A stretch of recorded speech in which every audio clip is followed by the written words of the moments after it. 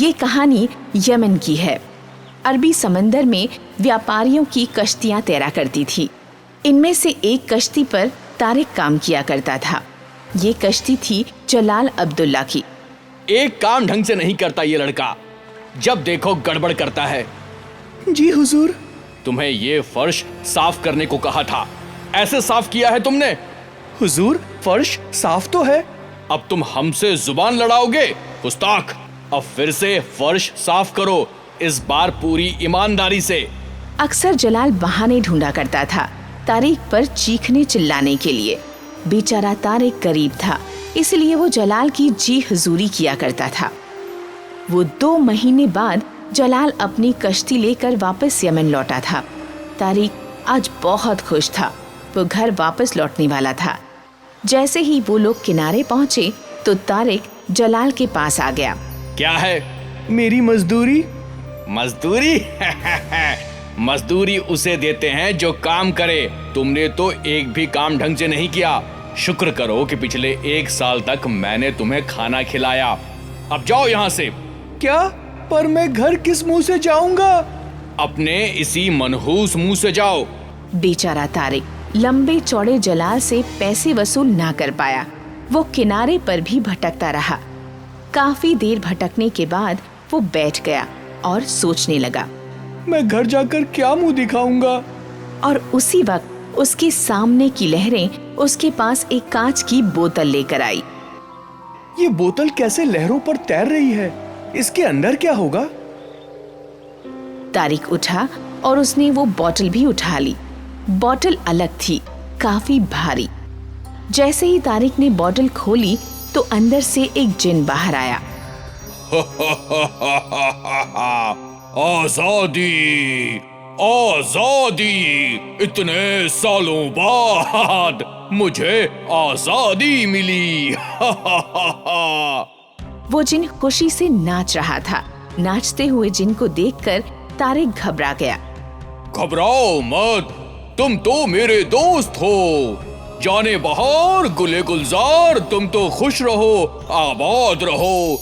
मुझे आजाद करने वाले का मैं शुक्रगुजार हूँ और इसलिए मैं तुम्हारी एक ख्वाहिश पूरी करूँगा। बस एक ही? हाँ, और नहीं तो क्या। अब मांगो, तुम्हें क्या मांगना है?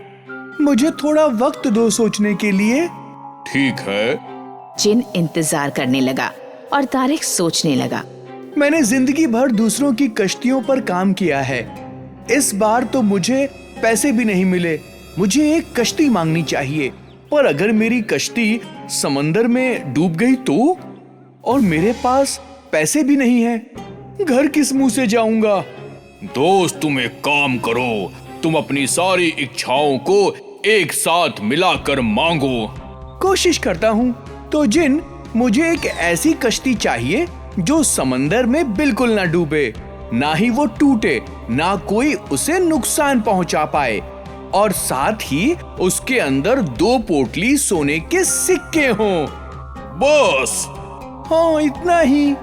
ठीक है, जाने बहार गुले गुलजार, तुम्हारी ख्वाहिश पूरी हो। पेश है जादुई कश्ती जिसमें 2 बड़े सोने के सिक्कों की पोटली है।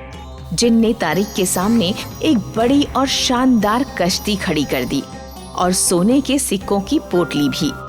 तारिक बहुत खुश हुआ। शुक्रिया, बहुत बहुत शुक्रिया।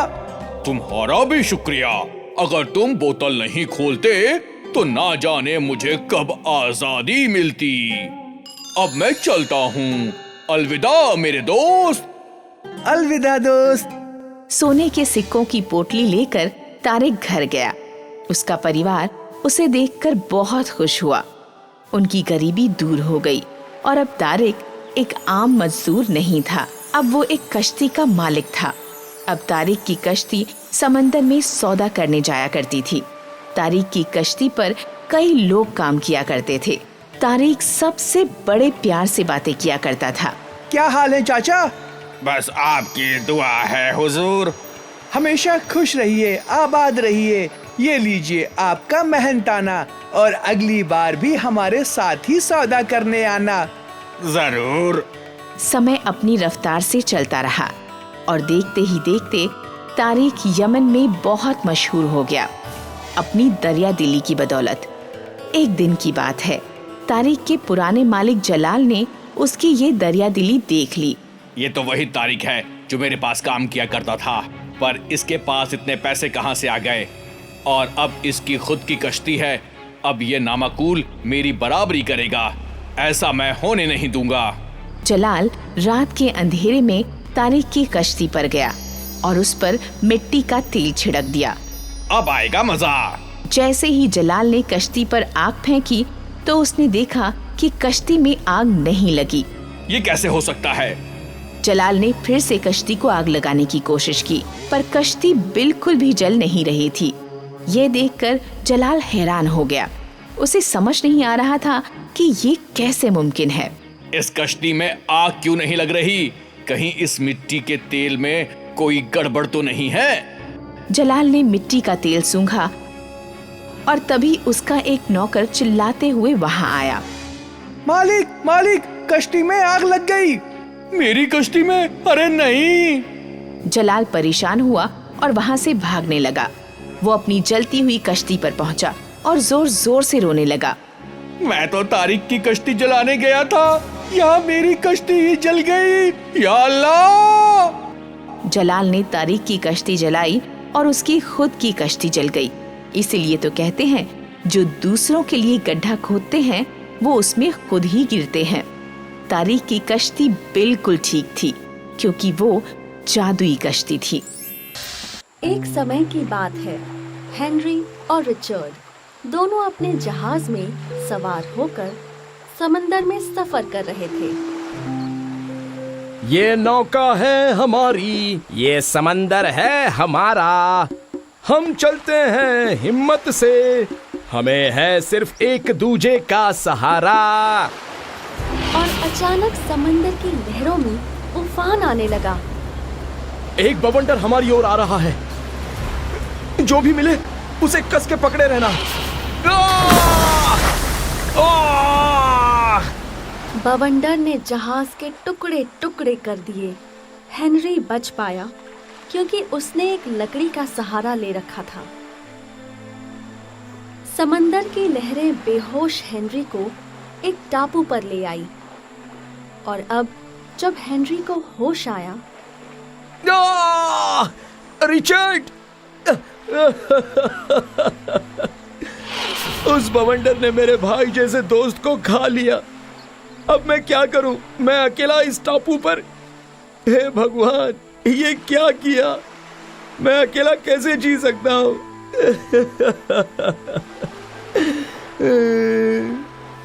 हेनरी रात भर रोता रहा। अगली सुबह हेनरी उठा और टापू में घूमने लगा। उसे कुछ फल के पेड़ दिखे। उसने फलों को तोड़कर खाया। वो चलता रहा और आगे उसे एक गुफा दिखी। वो गुफा के अंदर गया और उसने सोचा, ये गुफा मेरे रहने के लायक है। वो थोड़ी देर वहीं बैठा और फिर उसका ध्यान गुफा की पिछली ओर गया। वहाँ बहुत सारा कोयला था। वाह, यहाँ तो कोयले हैं। इससे तो रात में आग का इंतजाम भी हो जाएगा। हेनरी ने कुछ कोयले के टुकड़े तोड़ लिए। शाम को हेनरी कोयले के टुकड़े लेकर टापू के तट पर गया। वहाँ उसने पत्थरों की मदद से वो कोयले जलाए और समंदर की ओर देखने लगा। देखते ही देखते ये सब हेनरी की दिनचर्या बन चुकी थी। वो जंगल में मिलने वाले फल खाता, गुफा से कोयले इकट्ठा करता और उसे समंदर के पास जलाता और फिर वापस गुफा में आकर सो जाता। एक दिन की बात है, हेनरी कोयला इकट्ठा कर ही रहा था कि उसे कुछ चमकती चीज दिखाई दी। ये क्या है? हेनरी ने उस जगह का कोयला खुरेदा और उस चीज को देख हेनरी खुशी से फूले नहीं समाया। हीरा? उसने और खोदा तो उसे और भी ढेर सारे हीरे दिखाई दिए। वो बहुत खुश था, पर अगले ही पल उसकी मुस्कान उदासी में बदल गई। लेकिन मैं इसका क्या करूं? मैं इस टापू पर अकेला रहता हूं। अगर आज रिचर्ड मेरे साथ होता तो हम कुछ भी करके ये सब हीरे अपने घर वापस ले जाते। हमारी जिंदगी बदल चुकी होती। लेकिन अब क्या ये सब मेरे लिए सिर्फ पत्थर हैं? हेनरी ने वो हीरे वहीं फेंक दिए और वो फिर आग जलाने लगा। रोज की तरह हेनरी टापू के तट पर आग जलाकर समंदर की ओर देखा करता। हेनरी को इस टापू पर आए हुए अब 1 महीना हो चुका था और अचानक हेनरी को विसल की आवाज सुनाई दी। वो चौंक गया। हेनरी दौड़ता हुआ टापू की तट पर पहुंचा। उसने देखा वहां एक जहाज था। हेनरी खुशी के मारे कूदा। जहाज में हेनरी का दोस्त रिचर्ड था। रिचर्ड हेनरी को देख बहुत खुश हुआ और उसने हेनरी को गले लगा लिया। हाँ? तुम जिंदा हो? हाँ, मुझे यकीन था तुम्हें भी कुछ नहीं होगा और मैं तुम्हें एक दिन जरूर ढूंढ लूंगा। मेरे दोस्त।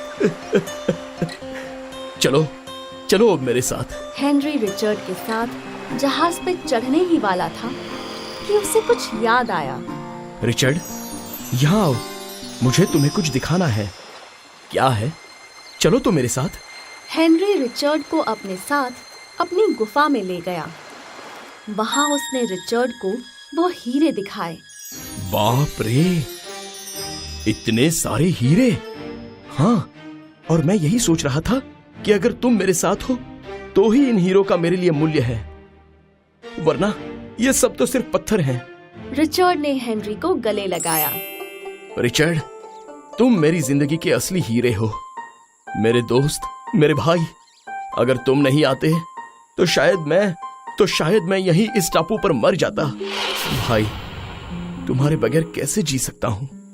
हेनरी और रिचर्ड ने हीरे जमा किए और उन्हें जहाज पर लाद दिए और फिर वो जहाज लेकर निकल पड़े। एक बार फिर वही गाना गाते हुए। ये नौका है हमारी, ये समंदर है हमारा, हम चलते हैं हिम्मत से, हमें है सिर्फ एक दूजे का सहारा।